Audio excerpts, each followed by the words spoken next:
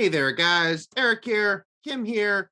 We are going to give our non-spoiler review of The Batman.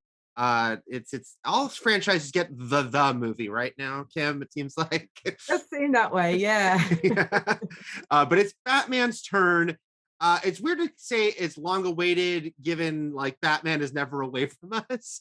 But we've been hearing about a version of this movie for many years. Back when Ben Affleck was going to star in a movie called The Batman that he was writing and directing. Then Matt Reeves took over as director. Affleck was still going to act in it for a split second. Then he left. This ultimately is the new version we got. Brand new Batman, brand new continuity with Robert Pattinson stepping in. I don't feel like I don't need to give too much of a plot setup on this one. But here's the gist of it, because you've seen a lot of trailers. We were just talking about. This movie's been promoted for quite a while. Batman, Bruce Wayne in this movie. It's been a couple years into his career as Batman. He has a presence in the city. He has a relationship with James Gordon, not yet Commissioner Gordon. When someone starts killing people, it's not a spoiler to say it's the Riddler. It's pretty much we know the villain of this movie. But that the Riddler is leaving riddles and clues for Batman at his crime scenes, which is why Gordon brings him in directly into this. And that sets him looking across Gotham City, trying to find this guy. Why is he doing this? Why is he sending messages directly to him? And that will make him come into contact with characters like Penguin and Selena Kyle and Carmine Falcone. And there we go. So yeah, again, we're not going to go into the heavy spoilers. Don't worry about that. But we're going to give our impressions here, our thoughts on the movie. Kim, what are your overall thoughts on The Batman? Well, first of all, just looking back at the trailer footage there, he leaves a question mark in his cappuccino. And the biggest question I had coming away from this was, did the barista do that? Right. Or did he request it? Maybe he was a regular and it's like, oh yeah, you like the question mark. Okay. Yeah. Well, honestly, kind of overall thoughts were that it was relentlessly cheerless. Mm-hmm. And, that's okay to make it kind of devoid of fun if you're going for the dark and gritty, which we, kind of knew that they were going for and has been the pattern for Batman movies for a while now. But it didn't really have enough of the things to counter that lack of fun for me. It didn't kind of amp up the darkness enough. It pulled its punches. It didn't really give me enough horror or brutality or even excitement. There were moments that I laughed, but that was unintentional, I think. It felt quite flat. For me, it was kind of, you're just getting from A to B. There were things that I felt it did very well as well. So the atmosphere that it created was great. I felt plunged into this lawless Gotham City, and it was really unnerving. So this is the first time Kim and I have talked at all about this movie. I'm so fascinated to have this conversation. I definitely like the movie more than you. I really dug this movie, even though if you were to tell me what do you want from a Batman movie in 2022, it wouldn't be exactly this, because I do feel that the Batman movies have been dark and gritty for so long that I would like to see them change that up. So when I was seeing the trailers for this, the more I saw the trailers, I thought, well, okay, they're definitely kind of taking that inspiration from what Nolan was doing and continuing that. I feel like it's time to like put a different spin on it and maybe go, a little bigger, a little lighter. That's not what they did. So while that's not ideal for me, I will say I really liked what they did as far as taking the movie on its terms. I did like the feel of it and the vibe of it. And I was a little wary at the beginning of like, okay, you're doing this dark sort of serial killer thing, but as it went on, I kind of got into the overall story. And, we'll talk a little bit more about, Batman himself in this movie, what they were doing with Batman as a character. The shorthand you can say here is like, oh, it's mixing mob movie elements, serial killer movie elements. There's a big Seven influence here, and Batman. And I do think it ultimately, I thought it worked pretty well on that level. And I liked, the vibe, and I liked the tone that Matt Reeves brought to it with this Batman that, again, like if you told me make your own Batman movie, if I had the money and resources, it wouldn't be exactly this, I would probably be bringing in some Man Bat around now, or Clayface, and getting out there.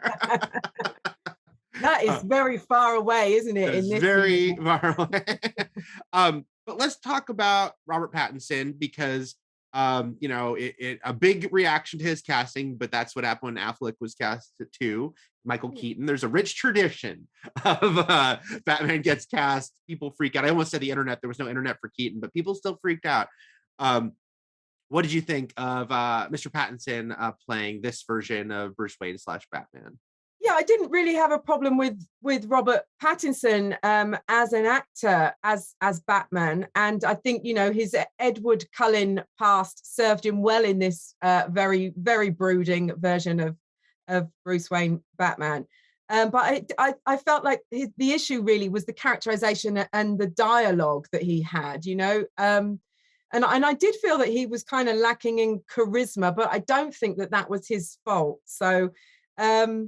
He does the gruffness very well, the Christian Bale gruffness he channels, and that worked. There was one major issue I had with him, in that he seemed to be not Robert Pattinson, actually, the character again, but this peeping Tom.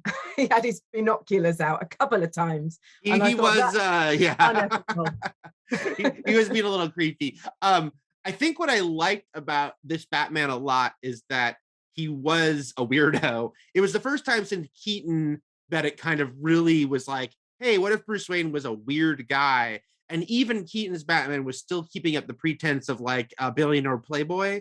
And this guy, he's a billionaire. Like, to the public, he is a rich weirdo recluse. And while you might say maybe that would make him more suspicious as Batman, or I don't know, I did like that this was like, hey, this is a Bruce Wayne that is not living the life of like, I got to keep up the pretense of the fancy cars and the ladies. He is a strange guy, and he seems like he is a damaged guy. And it was also a Batman movie that really embraced something the comics have done, which is the like, Batman is the true identity. It's like Bruce Wayne is a facade, and that this Batman barely does the Bruce Wayne facade. It's like it's something he has to do once in a while, but he's very uncomfortable doing that. So I really liked that aspect of this Batman, kind of embracing that.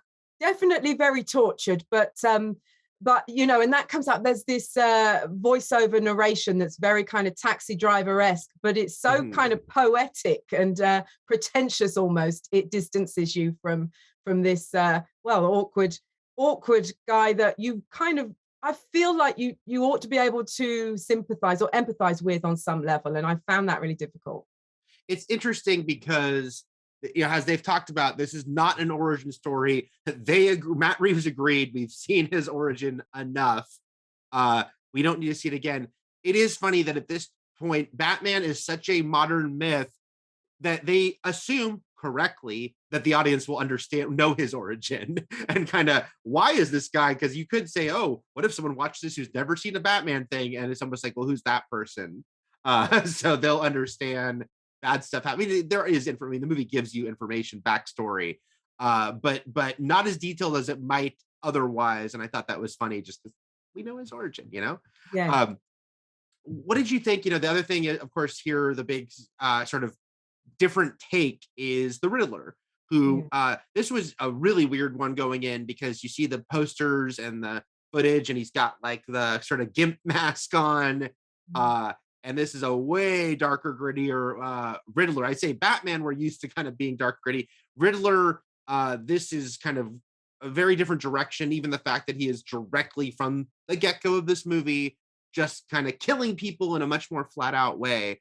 And then, of course, you got Paul Dano playing the character. What did you think of the Seven-esque Riddler here?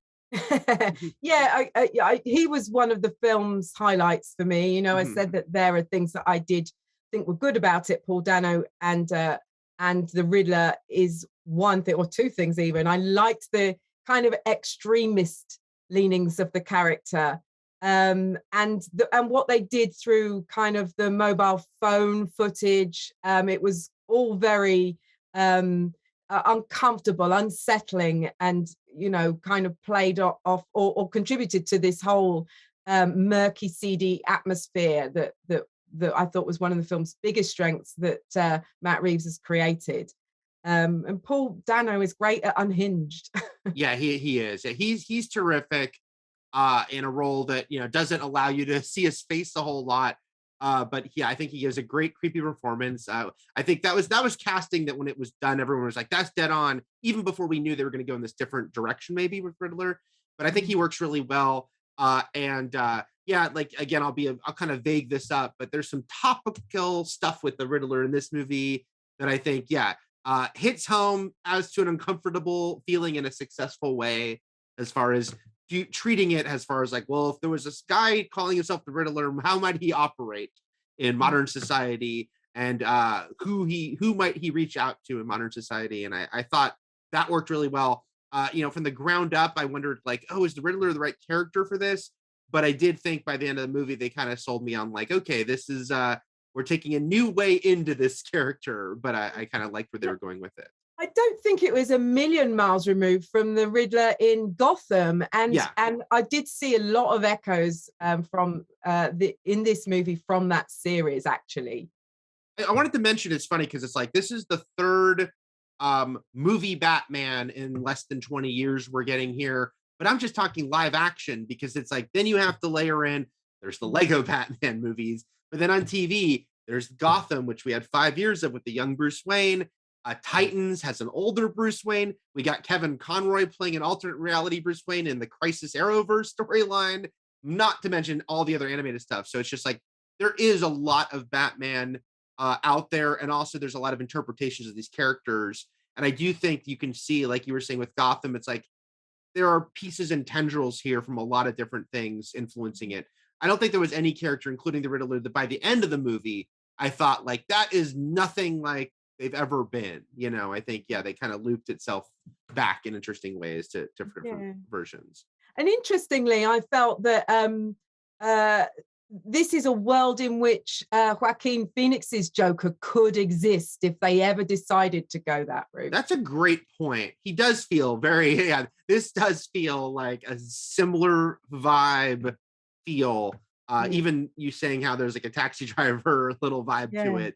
This doesn't feel too far removed from that, even though it wouldn't work. It would be hard to work out with the eras, but it does have a very similar vibe. Let's talk a little bit about the rest of the cast. You've got Zoe Kravitz as Selena Kyle, not yet Catwoman. Jeffrey Wright as James Gordon. John Turturro plays Carmine Falcone. Andy Serkis playing Alfred in this one, and of course Colin Farrell under a lot of makeup playing Penguin. Anyone here sort of a standout, or maybe a standout in a bad way? What did you think of the supporting cast here? Well, actually, I don't know if this character is going to be divisive. Sorry, but Penguin, Colin Farrell as the Penguin, I felt like he was perhaps the only one that was having fun with his role, and he brought a bit of that comic book over the topness to it that you might think didn't fit, but I found quite entertaining. And I expect we'll talk more about this, but I enjoyed the car chase sequence that he was involved in. No, it's in the trailers. There's been plenty of trailers footage of it. One of the trailers ended with that car chase sequence. Right. Okay. Well, I love the way that was shot. Actually, it was really interesting in that they put Reeves kind of put Batman in the role of the aggressor and the villain almost, and it's shot through kind of Penguin's rainy windscreen and mirrors, and you can't really see what's going on, and you could kind of feel his fear as he's trying to figure out exactly where he is behind him.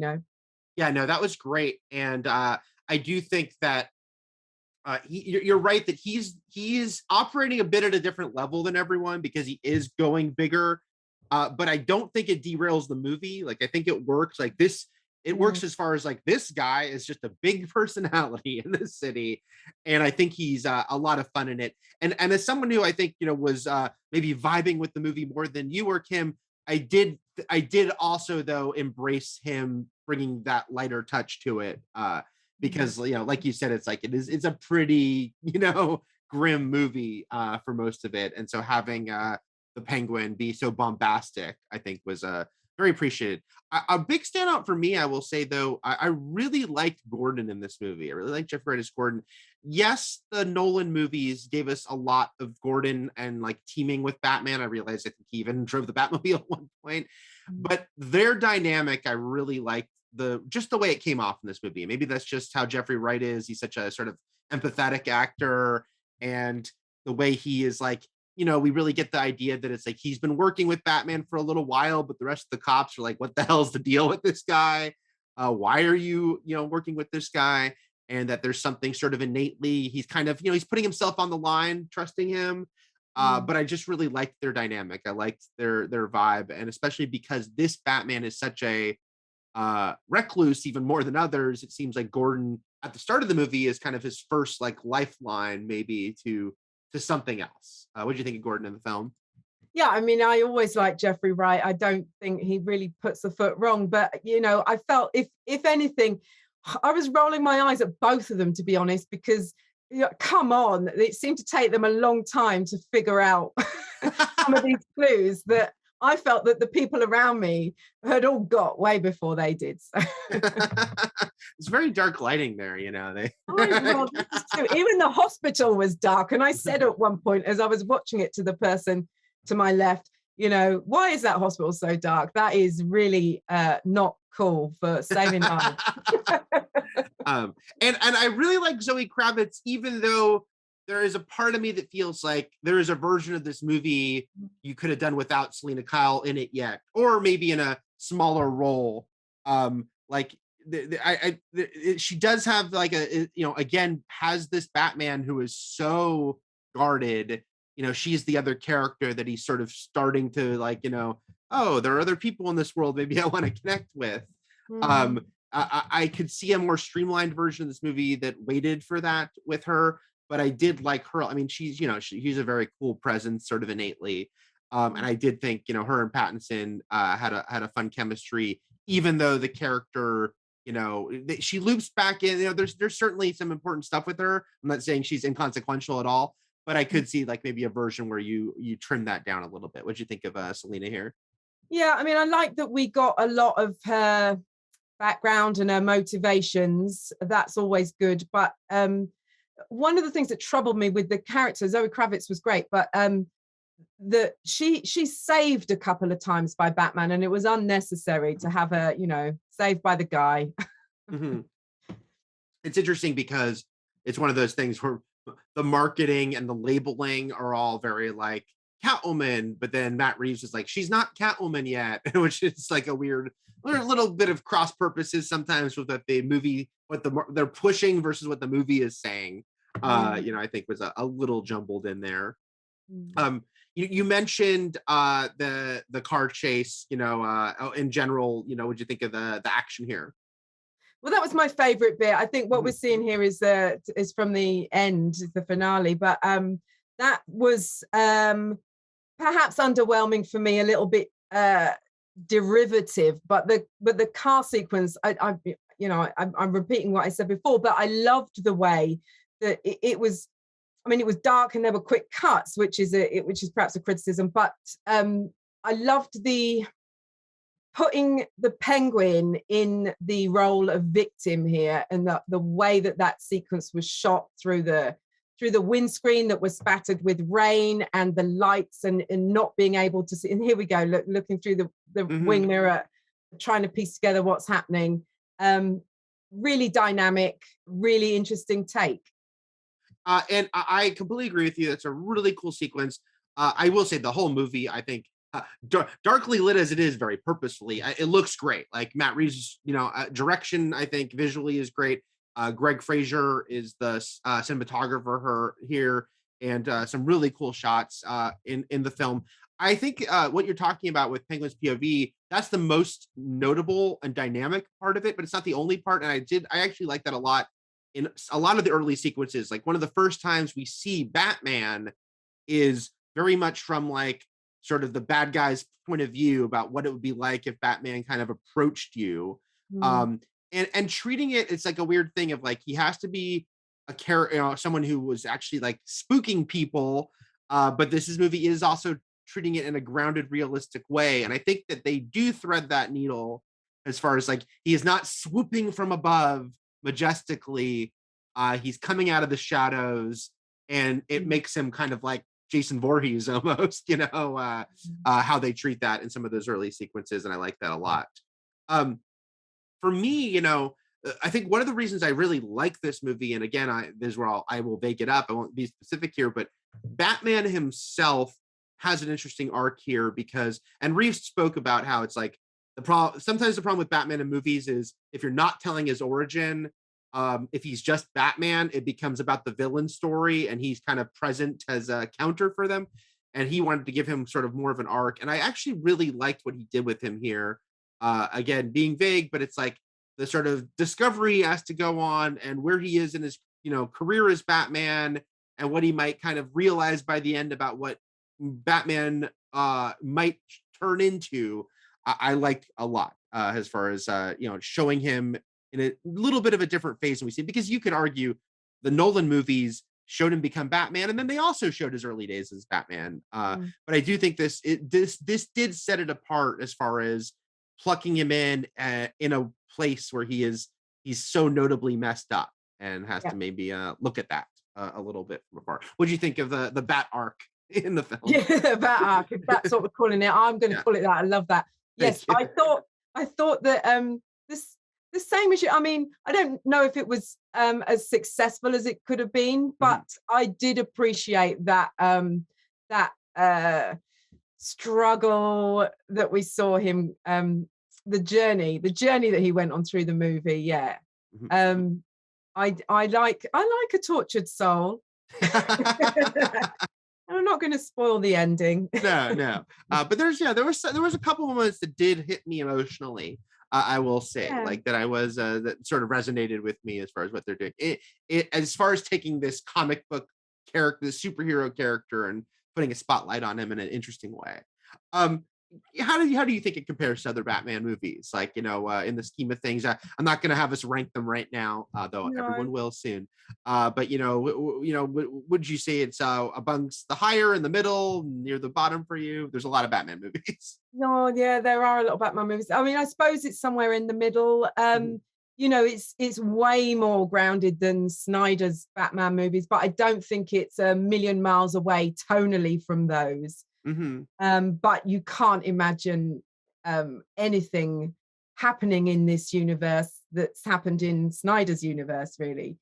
It's got more in common with Nolan's. I don't think it's quite, for me, as impactful or emotive as Nolan's Batman. I love Burton's, I think he's got he struck a great balance between comic bookness and just unsettlingness, I think, particularly in his first film. And so yeah, it's somewhere in the middle of all of those. I don't like it as much as Burton's Batman. I don't like it as much as Nolan's Batman. So me personally, like, my favorite Batman movie is Batman Returns, which I guess for some people will say that everything you say is irrelevant, and other people will say, I get what you're talking about, because I like just the weirdness of that movie and just the strange, because I think Batman Returns is so Burton in a really fun way, using Batman and his mythos around it. But for me, I feel like very comfortable saying that this was my favorite Batman movie. Not my favorite Batman movie ever, my favorite Batman movie since The Dark Knight. As someone who The Dark Knight Rises was very disappointing to me, and I love the first two Nolan movies, but there's a lot of issues I have with Dark Knight Rises, even though it's not terrible. And I really dislike Batman versus Superman, and I wasn't really into either version of Justice League. To me, I'm like, I really feel like, this is the best one since The Dark Knight. I still think the first two Nolan movies and Batman Returns are better than this. So I guess this is higher middle for me, higher middle or lower top. I don't know, whichever one you want to go with. I liked this Batman, like, Pattinson's Batman, a lot. For me, again, there is the weird, interesting thing. I thought of Amazing Spider-Man a lot, as far as, I know it's maybe a little bit of a weird comparison. I really liked the first Garfield Amazing Spider-Man movie, even though I think its key issue was they're telling his origin again.